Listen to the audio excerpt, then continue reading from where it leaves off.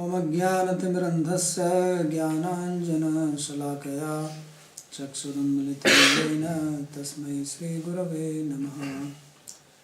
वन्देऽहं श्रीगुरोर्श्रीयुतपदकमलं श्रीगुरून् वैष्णवांश्च श्रीरूपं साग्रजातं सहगणरघुनाथान्वितं तमेव साद्वैतं सावधूतं परिजनसहितं श्रीकृष्णचैतन्यदेवं श्रीराधाकृष्णपादान् सहगणललिता श्रीविशाखान्वितांश्च।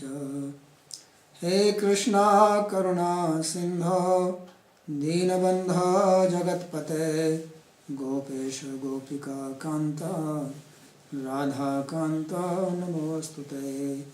तप्त काञ्चन गौराङ्गी राधे वृन्दावनेश्वरी वृषभानुसुते देवी प्रणमामि हरिप्रिये। नमो महावदान्याय कृष्णप्रेमप्रदायिने कृष्णाय कृष्णचैतन्य नामिने गौरत्विषे नमः। पञ्चतत्त्वात्मकं कृष्णं भक्तरूपस्वरूपकं भक्तावतारं भक्ताख्यं नमामि भक्तशक्तिकं। श्रीकृष्ण चैतन्य प्रभु नित्यानंद श्री अद्वैत गदाधर श्रीवासदि गौरभक्तवृंद। हरे कृष्णा कृष्ण कृष्ण हरे हरे हरे राम राम राम हरे हरे। जन्माद्यस्य यतोऽन्वयादितरतश्चार्थेषु भिज्ञस्वराट् तेने ब्रह्म हृदयादिकवये मुह्यन्ति यत्सूरयः। तेजो वारिमृदां यथा विनिमयो यत्र त्रिसर्गो मृषा धाम्ना स्वेन सदा निरस्तकुहकं सत्यं परं धीमहि। नारायणं नमस्कृत्य नरं चैव नरोत्तमं देवीं सरस्वतीं व्यासं ततो जयमुदीरयेत्। Reading from Srimad Bhagavatam, Canto 4, Chapter 29, beginning from verse 72. So, Sri Narada is speaking to King Bharisma, and he explained that mind functions according to the samskaras, and all the samskaras are carried over to the next life, and there is nobody who is free from this.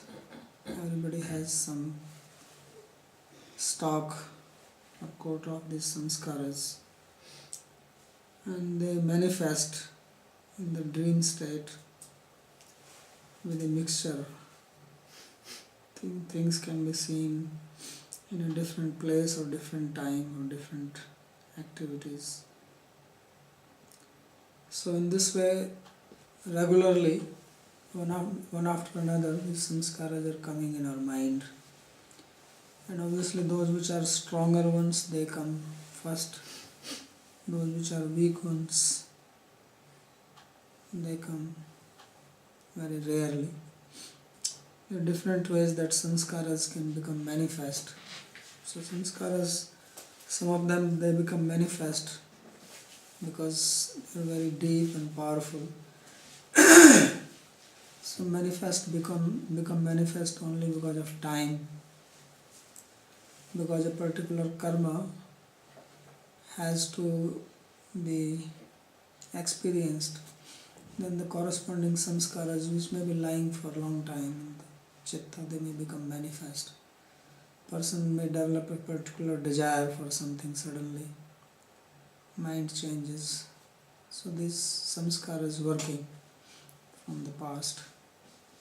Samskaras can also become activated by seeing something similar. You are walking on the road, you see somebody who resembles your friend or relative, so then you start recollecting your friend or your dealings with the person, and so many thoughts, ideas, emotions may come in the mind. So these are different ways that samskaras become manifest.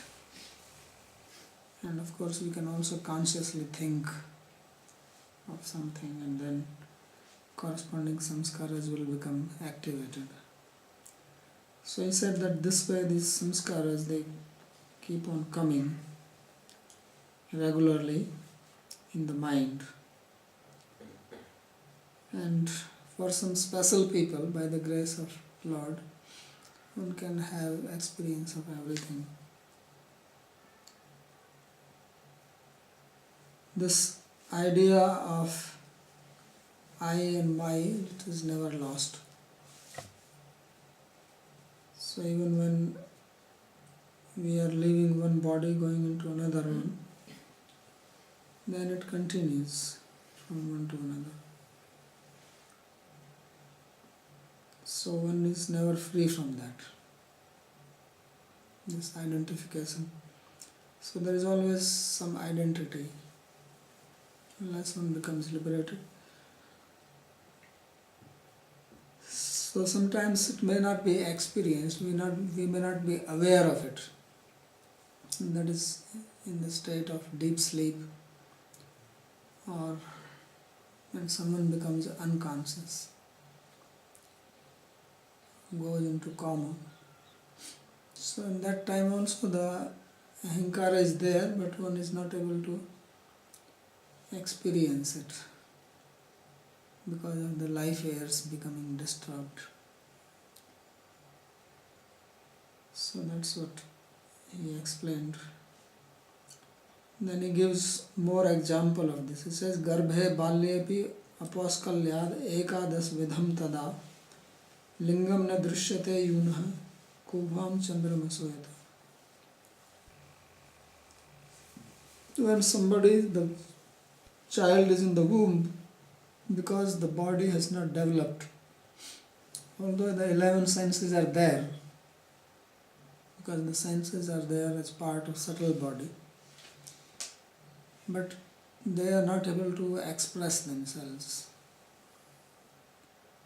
because the corresponding organs have not developed.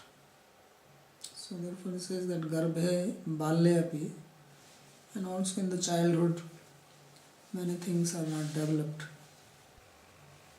So various types of samskaras, they are unable to be activated or manifest. But when one becomes youthful, then all these things come up, just like the moon. In the Amavasya, you don't see the moon, no moon day. So, but it does not mean that moon is not there, you don't see it because of the light being blocked. So same way the senses, they are not able to work or function.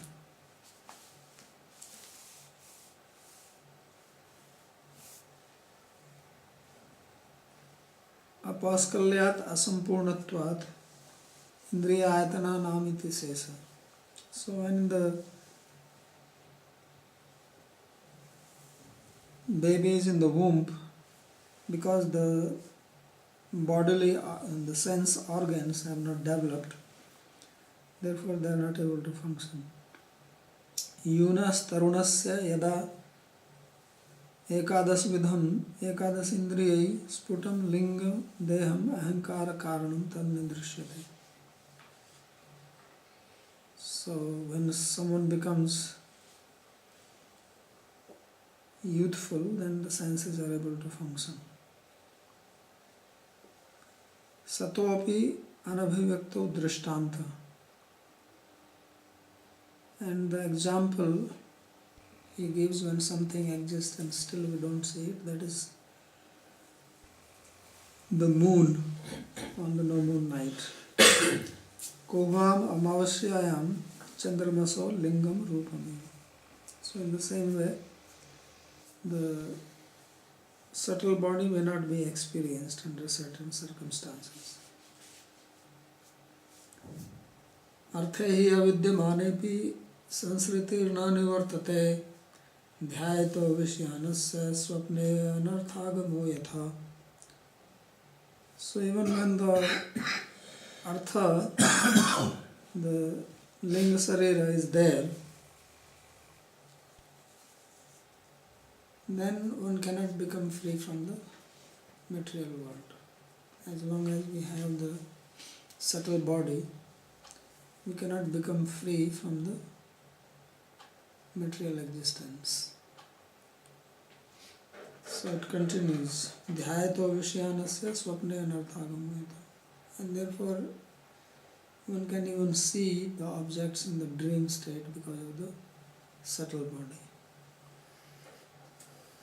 Evam susuptyadisu lingasya vighata eva nato bhava. So in these different states, such as in deep sleep or in the state of coma, the subtle body is only obstructed. It is not able to express itself through the senses. But it does not become dissolved. Yecha susupti pralayor lingasya prakritiyo layad abhavamahu तन्मतेपि जीवस्य तदा न मुक्ति किंतु संसारे. Those who say that in the deep sleep and in the prakriti, in the state of dissolution, when the universe is dissolved, then the subtle body, it is merged into the prakriti. Even in their opinion, the jiva does not become liberated in that state. So Advaita Vedanta says that when we go to sleep, we are in deep sleep, then all these elements, they become merged in Prakriti. And when you wake up, then they become manifest. So he says even there, in their opinion, one does not become liberated at that time also. And the reason for this is that avidya is still there. They also assume another body, they call it as Karana Sarira, causal body. In Advaita Vedanta they talk of sthul body, gross body, and then subtle body, and then they talk of causal body. So they say that one still has the causal body, and therefore one is not liberated even in that state. And that causal body has the avidya or ignorance, because that is the cause for material existence. विषय ग्रहण रूपस्य अनर्थस्य यथा आगमनम तथैव सुषुप्तौ लिंगलये अपि अविद्या तत्संस्काराणाम अनपगमात् न मुक्ति किंतु संसारे. So just as in the dream state,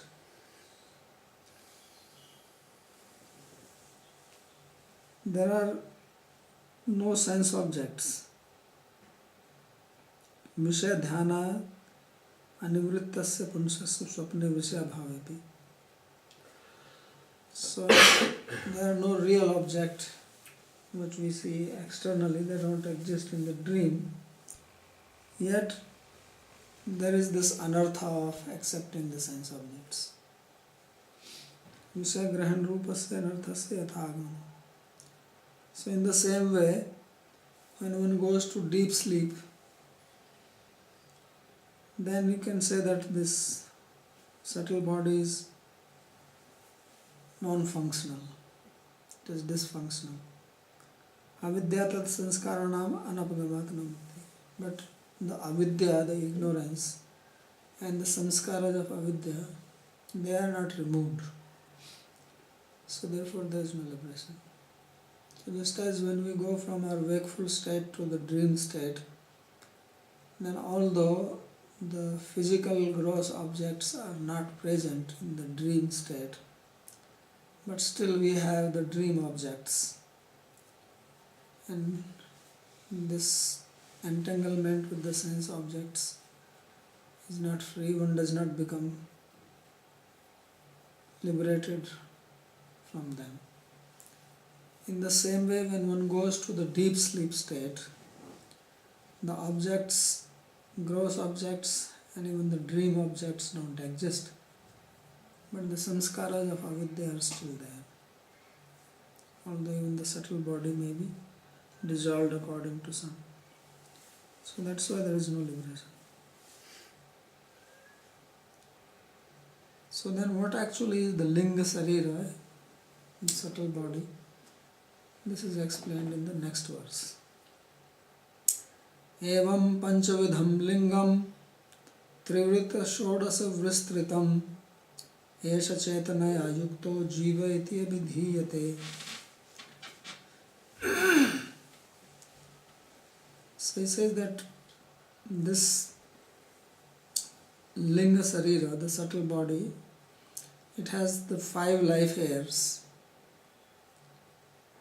and then there are the senses,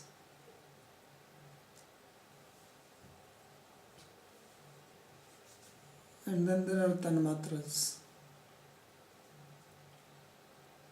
So there are 16 of them.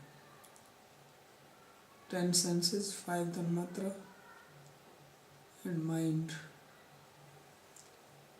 And then there is trivrit, there are 3 gunas, or there is intelligence, chitta, and the buddhi. So some people say there are 16, 17, 18 different numbers depending on what all you want to include. So all this is called subtle body. And when the conscious living being is united with it, that is called jiva. So there is a difference between Atma and Jiva. Atma is the pure soul. That is the word used for that. Atma, sometimes Purusha. And when it is conditioned by the subtle body, which also implies the gross body, and that is called Jiva. So this is the definition of Jiva and also the definition of subtle body given here.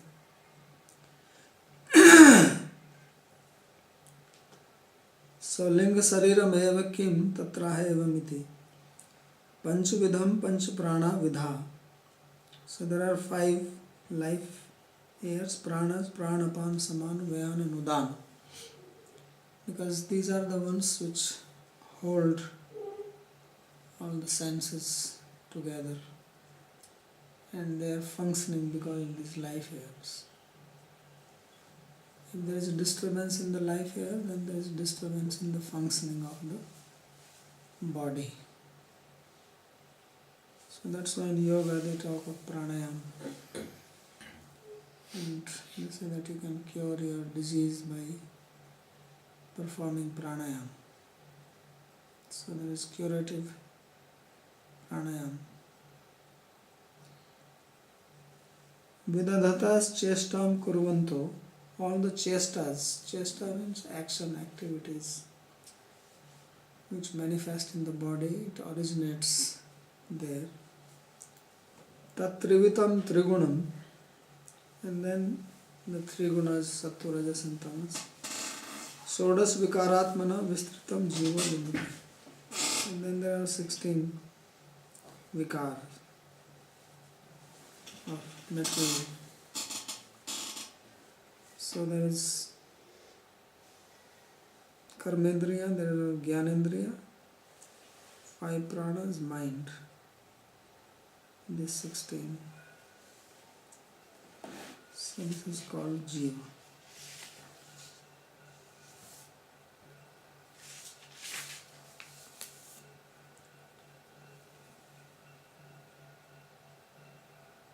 Anena purusho dehan upadatte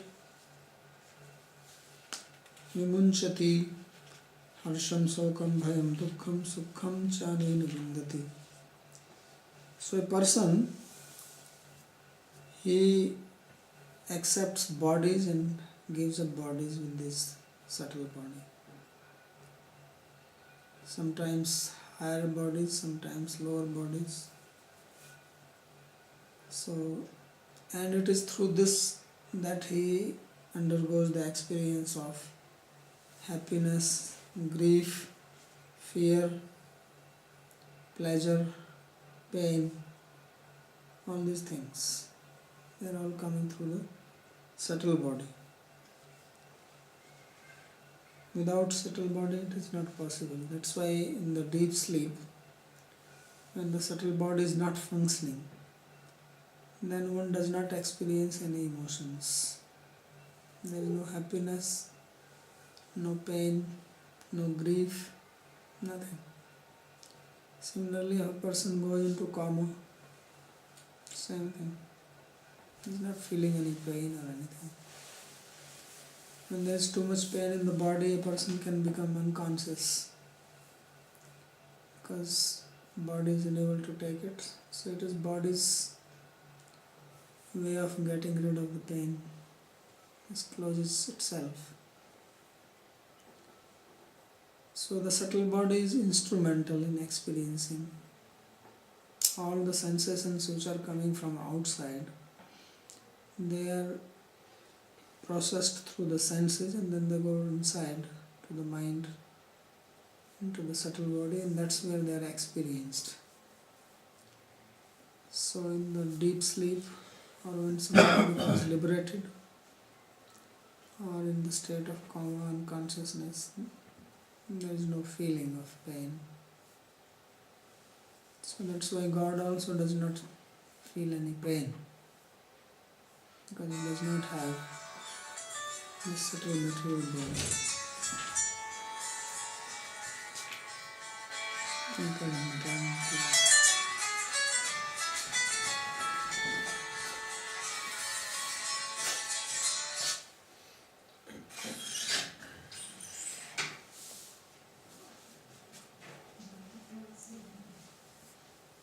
So all this kartritva, bhoktitva, this doership and jarship, they, although ultimately they are rooted in the soul, in the Atma, but in their conditioned state, basically they are coming from the subtle body. That's why Krishna says, Prakritahe kriyamanani gunai karmani sarvashaha ahankara vimudhatma kartahamiti manyate. That all the actions are happening in the Prakriti, which is made of the three gunas. But we identify with the Prakriti, then we think we are the doer, we are the enjoyer, I am happy, I am sad, I am in grief. So all these feelings, they happen because of that. Otherwise, we can become free from this if we detach ourselves from this. Yasya naham krito bhava buddhiri yasya nalipate. One who does not have this feeling of doership, then one becomes free from the action. As Krishna says, namam karmani limpanti, name karma phale spriha. Iti mamiva vijanati, sakarm bhirna bandhate. Saying that the karmas do not bind me, because I do not desire the results of these karmas.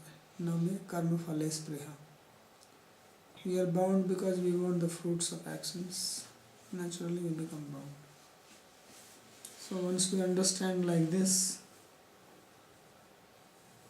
then you say that such person also becomes liberated.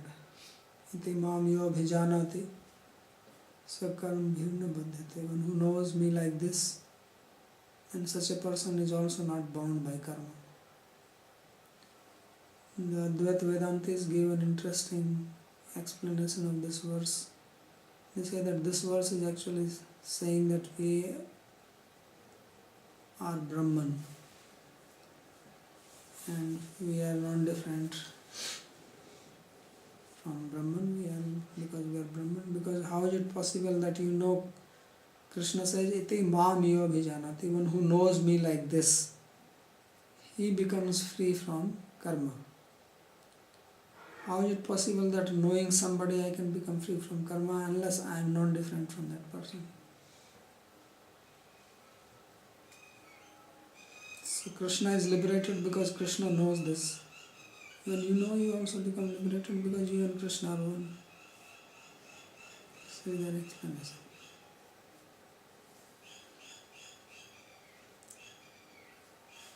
So this kartritva, bhoktritva is all in the sukshma deha. And then it manifests in the gross body. Then he speaks about the transfer of this linga deha from one body to another body. Yatha trinajalukayam napyati apyati cha netayen mriyamanopi pragdehabhimatim janaha. Say, just like a caterpillar, when it moves from one leaf to another leaf, so it does not give up the previous one unless it has got hold on to the other one. It's not just hanging in the air. It will have one part on one leaf, and then it catches onto the other leaf, and it releases the back part only when it has gotten hold of the next one. So I say that the living being is also like this. So we give up the body, and unless we have the next body, we don't give up the abhiman or ego of the previous body. Natyajain mriyamanopi prag dehabhimatim jana. So the ego which is related with the previous body is not given up unless one gets another body. So that means even after death, person continues to identify with the body. This is one of the reasons that in India they burn the body. Because if body is there, then he will definitely continue to identify, because even the object is there. By burning, at least you are making this identification a little more problematic. But anyway, it continues. So somebody becomes a ghost, still thinks of himself as he was before he died. Continues to identify with those family people, relatives.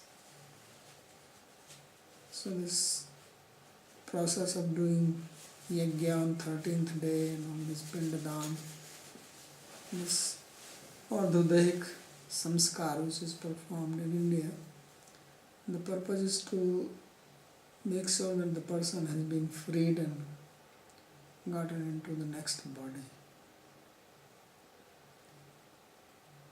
Otherwise one may still hang around.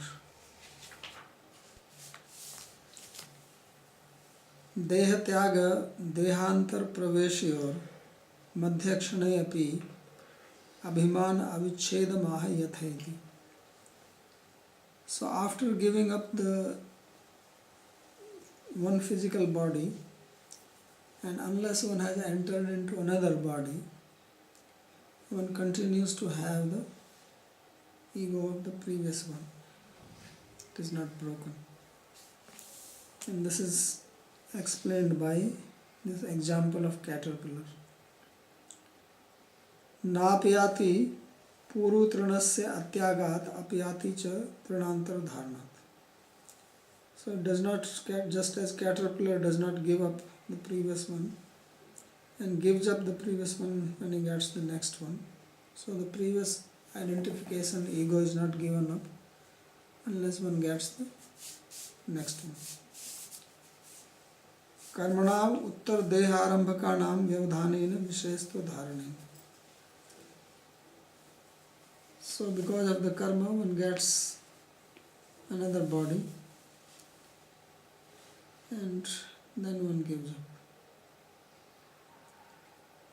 Yavadanyam na vindeta vyavadhanena karmanam manev manushendra bhutanam bhavanam.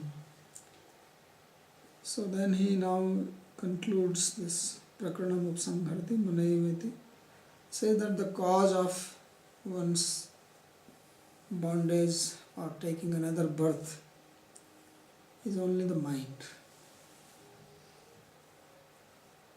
So mind is the real problem. It's all because of the mind. Everything is happening.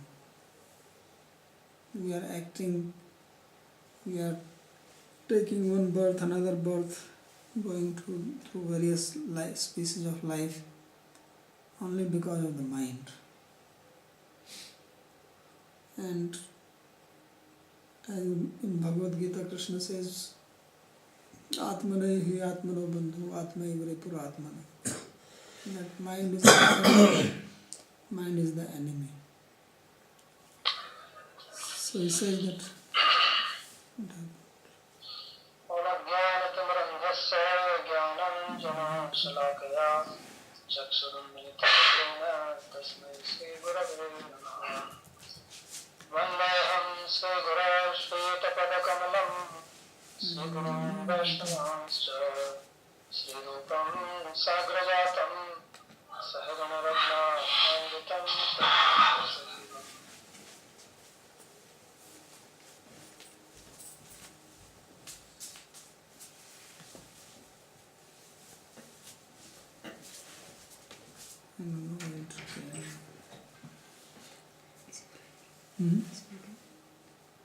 and I have to do it again. I think it's still there. Sure. You have to go again to Nostra? You're disconnected? You're disconnected? No, You have to go to Nostra? no, it's not disconnected. Just say you stream. Yeah, that's why.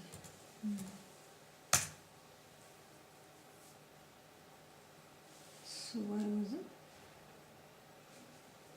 I think I touched this and somehow, I don't know.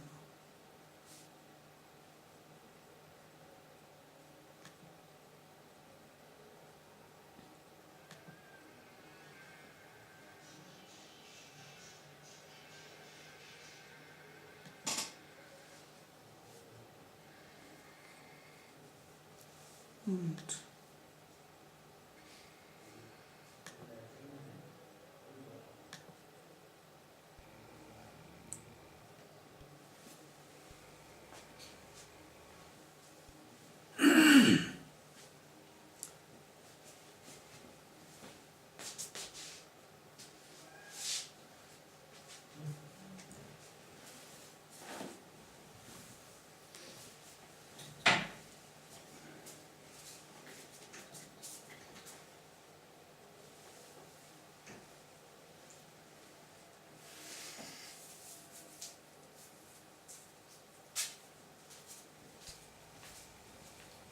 So anyway, this explained that how mind is. So now we understand basically this is the human psychology. You see from the spiritual point of view that it's all happening because of the various samskaras and the desires. And then basically we have desires, we try to satisfy them, we create samskaras by doing that, and then these samskaras impel us to act further, and this continues. So it's just a cycle. Yavadanyam na vindeta vyavadhanena karma. So and all the center is the mind, because it is mind which has the desires, and the desires come in the mind. Then we act on those desires, we make decisions, and then we get into the bondage of karma, and law of karma functions. And then everybody is working like this. Every human being is under the control, and the animals, they don't even have that much knowledge. They are totally acting according to the instinct. By the karma, they got one particular type of body, and then they just work on the instinct. They are not creating new karma. They don't know who they are. They are not aware. So it is also a type of sleeping state. It's like a dream.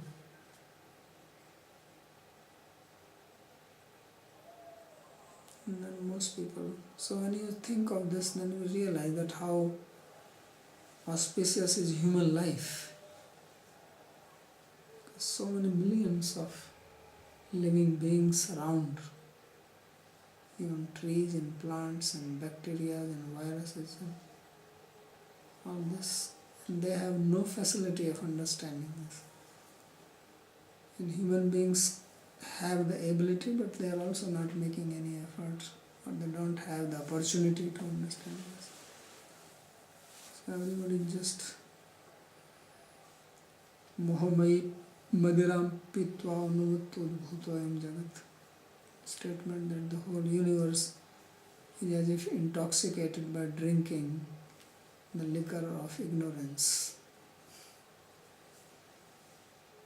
So, as we read about avidya, so this avidya is making us function in the material world.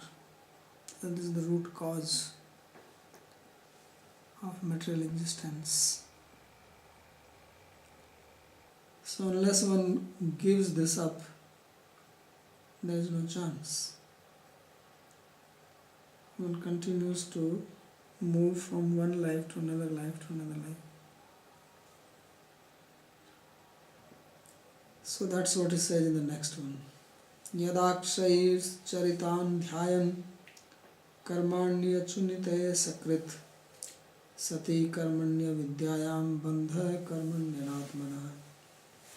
So when one meditates on the activities performed by the senses and he again engages in those actions further, because we do some action and we like the result, then we meditate on it and we want to do it again. It's like if you make some profit, then you want to make more profit. That's how the gambling works. Because people they win something, then they want to win more. Although in the process they are losing mostly. But once in a while they win, and with that hope they continue thinking of that one chance of winning. So he says like that, you perform an action, you enjoyed that. Then you want to enjoy it again.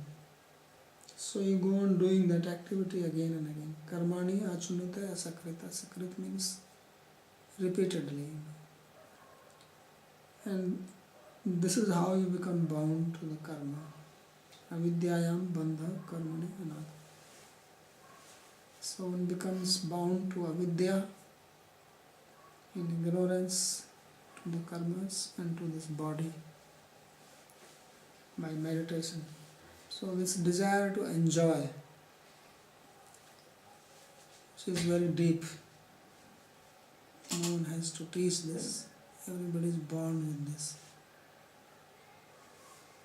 And then that leads to the bondage.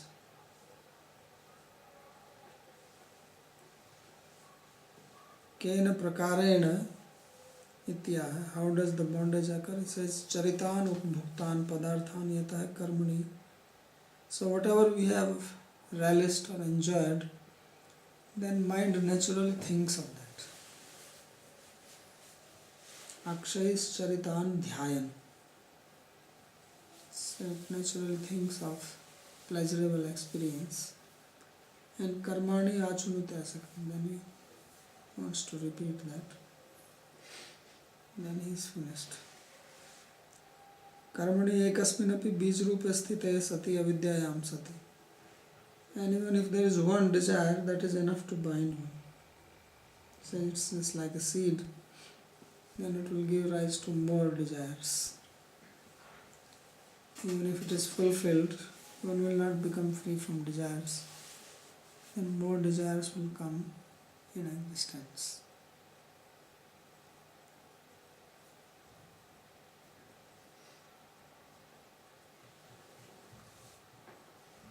अतस्तद अपवादार्थम भज सर्वात्मना हरिम पश्यंस्तदात्मकं विश्वं स्थिति उत्पत्त्यप्ययतः. So then finally he gives the solution, and this is the last verse spoken by Narada. So he says, therefore, to become free from this bondage, what is to be done? It's nice, all this story and whatever you explained. What is the solution? So he says, solution is bhaj sarvatmana hari. That with all your mind, with all your capacity, you should worship Lord Hari. That is the only solution. Pashyanstadatmakam vishwam. While seeing this universe as manifestation of the Lord Hari.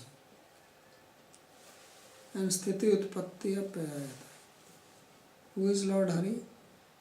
He is the one who maintains this, he is the one who creates it, he is the one who destroys it.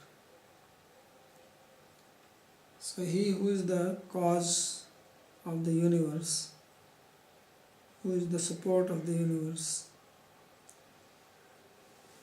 who is the one who dissolves it, he himself is manifest. So just as there is this which makes the net cobweb. Spider. Cobweb. So he makes the cobweb from his own body. Cobweb is a manifestation of the spider. In the same way, this universe is manifest from Lord, from his energy. It is not different from him. Just as spider is different from the cobweb, but cobweb is not different from the spider. In the same way, this universe is not different from the Lord, or the Lord is different from it. So, to see this, to understand this, we worship the Lord, and then we become free from the karma. This is the only solution to get out. Maitreya Uvacha. Maitreya said, Bhagavat Mukhyo Bhagavan Narado Hansiyor Gatim Pradarsha Hiyamuma Nitra Siddhalokam Tato Gamat. In this way, the chief of devotees, supremely powerful Narada, after explaining the characteristics of these two swans, the individual being and the supreme being, and explaining how they are functioning here, then he took permission from the king and he went to Siddhaloka. He left this place and went up. Prachin barhi rajarsi praja sargabhirakshane adasya putrana agamat tapse kapilashramam tatre kagri manoviro govinda charanam bhujam vimukta sangonu bhajan bhaktiyatat samyitanu gamat. And what did Prachin Barhi do? The saintly king Prachin Barhi, he ordered his sons to take care of the kingdom, and he himself went for meditation to the ashram of Kapila. And there, that great hero, with one pointed attention, he meditated on the feet of Lord Krishna and thus became free from all attachment. And by devotion to the Lord, he attained the abode of the Lord. पुत्रान आदिश्यति पुत्राणाम आदेशम मंत्रणाम अग्रे कथित्वा पुत्राणाम तदा तत्र anagamat. So here it says that he ordered his sons, but his sons were not there, because we read earlier that his sons has gone to perform austerities and they were inside the ocean. So that means he gave the order to his ministers and he said that you should call my sons and give the kingdom to them. I am finished, done with it, I am going. So he dropped and he left. Samyatam Samya Sarupyam. Vishnu Chakravarti says that he attained Sarupya Mukti by meditating on the Lord. Etadadhyatma paroksham geetam devarshinanagha yashravedya sunyat salingene muchyate. Now Maitreya is telling to Vidura that, my dear Vidura, O sinless one, anyone who recites this explanation, which was described by the holy sage Narada, which explains philosophy in an indirect manner, or anyone who hears this will become free from the subtle body. That is the benefit of hearing this or reading it. Etad upakhyanam. So etad means this history. Etan mukanda yasha bhuvanam punanam devarsivarya mukhanishritam atma shaucham ye kirtamanam adhigacchati parameshtyam nasmin bhave brahmati mukta samasta bandha.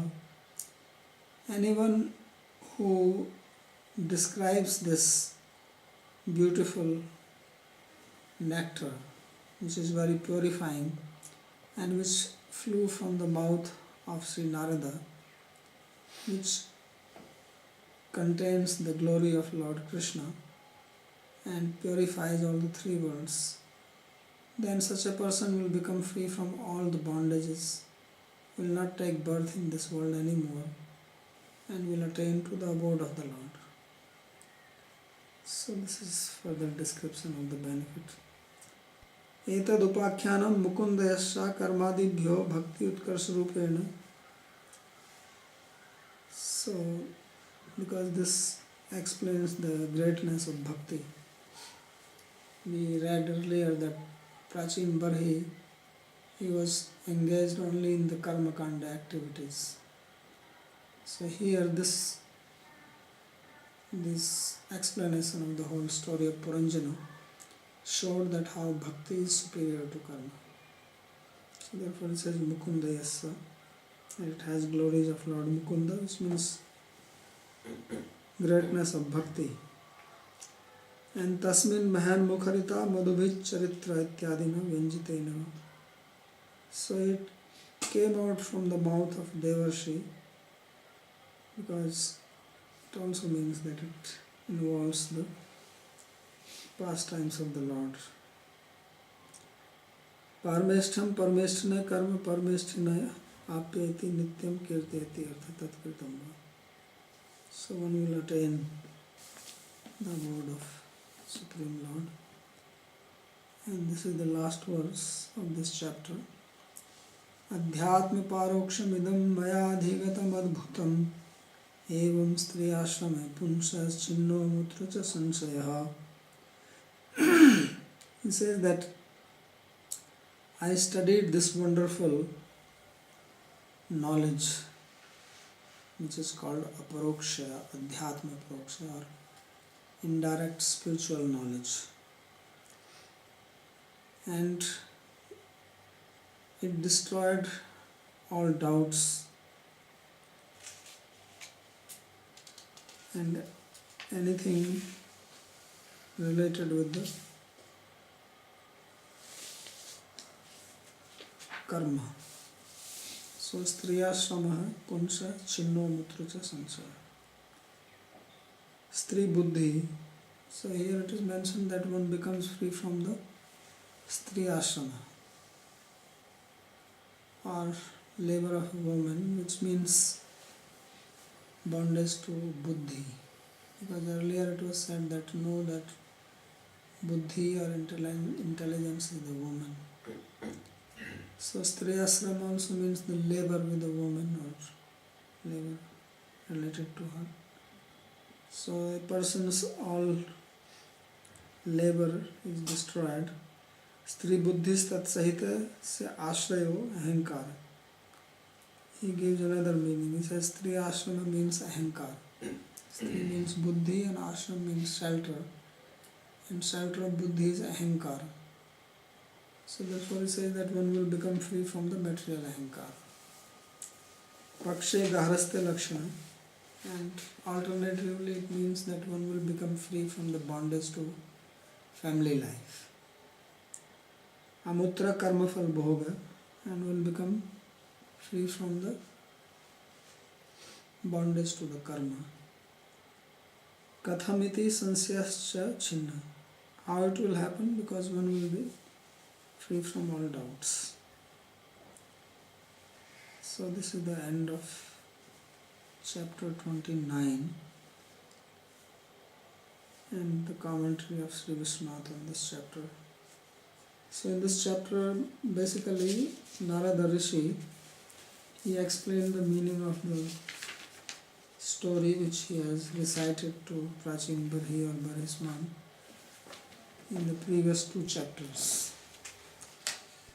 And he explained how the living being becomes bound by the karma and then remains entangled by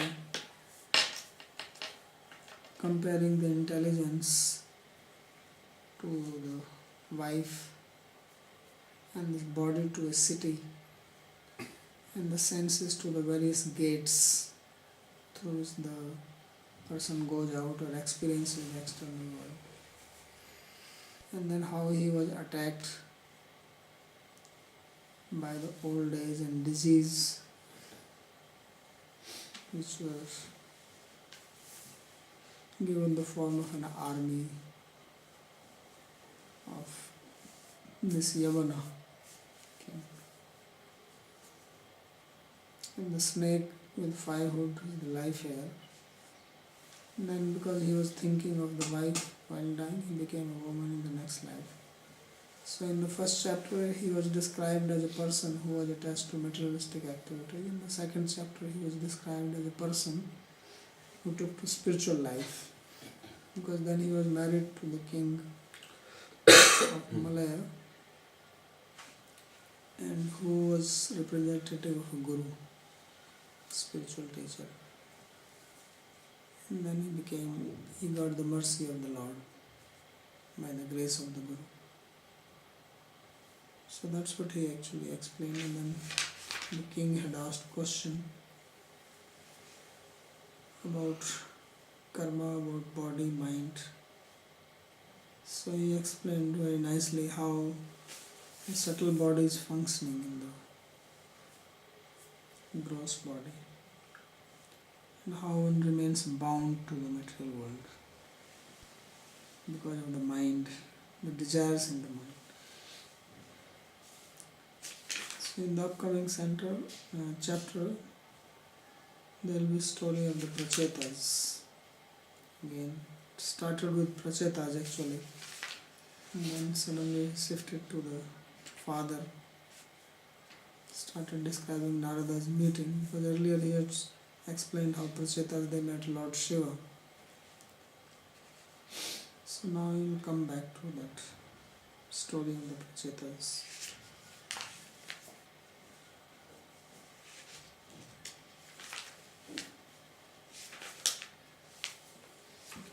We will stop here.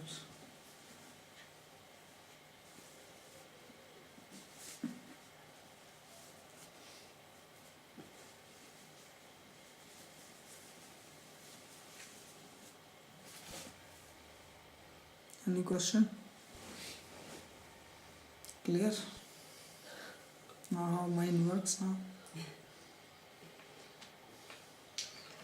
It's interesting how Is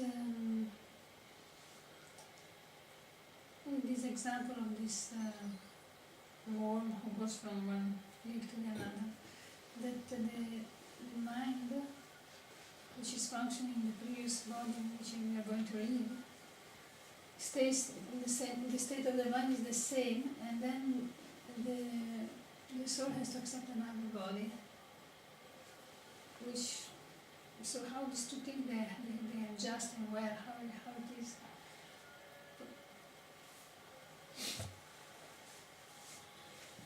Because the second body is given according to the consciousness of the person. To the consciousness. So that consciousness changes. Just as our mind is changing according to the desires. So that's what the change brings, and then corresponding body develops. Yeah, but where and how? Because this consciousness, Well, he has to go into it comes already with the Saturn. that person has to take another birth, so he goes into the womb of some woman. If he is going to take a human birth or another species of life, then he goes into that species, and there that particular body, type of body develops gradually, and then ego develops similarly according to that body. But the change is already done because of the karma in the past. It's like the But cold. then ultimately, even a child's ego is not completely developed. As he is growing and his body grows, his ego also grows. So similarly, it grows with the body. Suppose that not because the consciousness is like that, and because let's say that the example that it wasn't a man, and this frame is the mind of a man. Then suddenly this man is doing action like a wolf or something. And then he had to get this body of a wolf.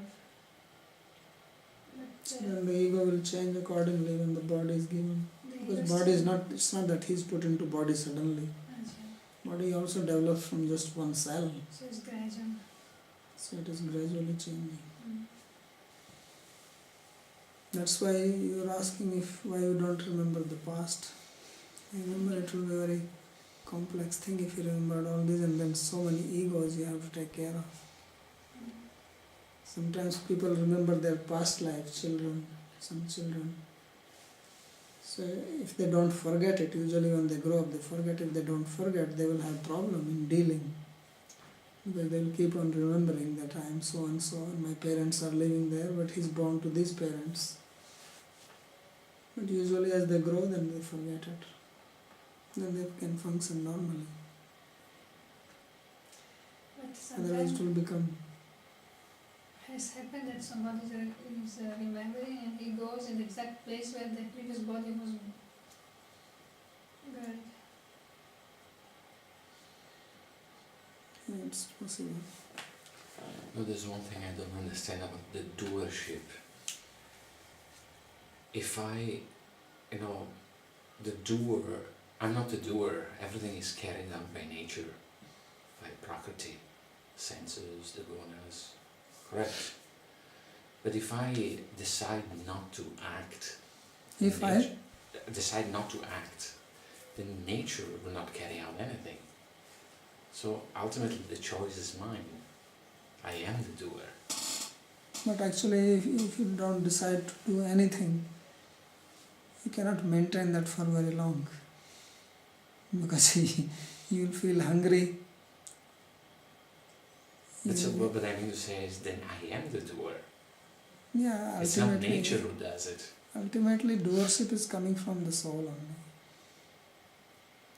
Yeah, I mean, when it is said that you are not the doer, because just like when you travel in a car, so who is traveling? You travel or the car travels?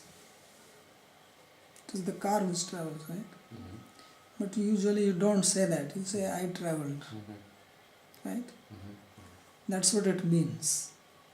The real statement should be that the car traveled 200 kilometers and I was sitting in it. Yeah. But we don't say like that. We say that I traveled 200 kilometers. Yeah. But the choice was mine. But yes, the car is not going to travel without you, but also know that you did not travel yourself. But we start taking the credit for traveling. So in the same way, we should recognize that it is physical body which is working, not that I am only doing it. So we forget that because of identification. So there is a connection between that and the soul. Yes, There is a connection. that is the connection of avidya, the ignorance of identification. That is the connection. And That this makes will the not car go. move. Yeah, that goes on. Yeah. So that link is ignorance. Yes. And that is called anadi avidya, beginningless ignorance. That's what making us forget or not knowing our true nature is avidya.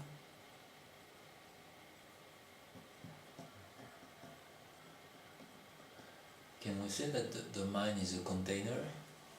Because it seems that the problem is not the mind in itself, it is the samskara within the mind, or the desire within the mind. Correct to say that? Yeah, so container is the problem. Don't call it mind or the container. The problem is there. Because whatever is there, it manifests in the mind. And then you act on that. And you said previously, in previous classes, that the mind can be the chitta. Chitta can be completely pure and completely touched with internal potency, and it becomes Completely pure? and touched with internal potency.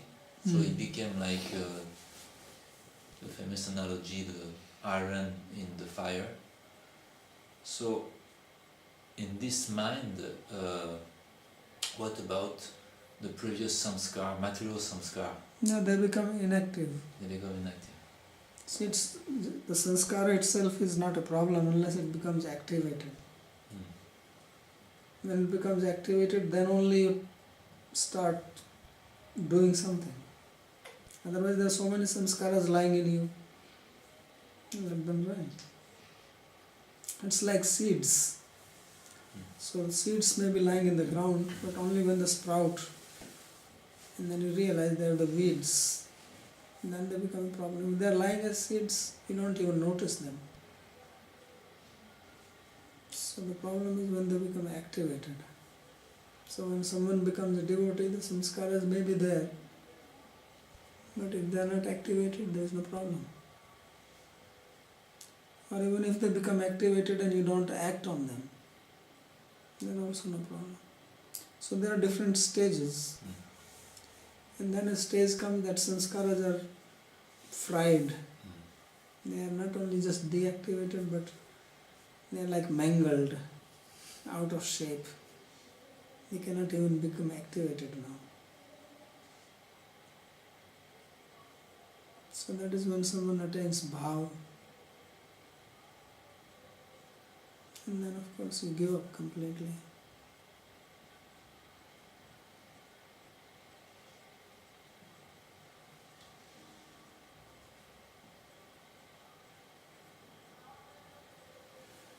Okay.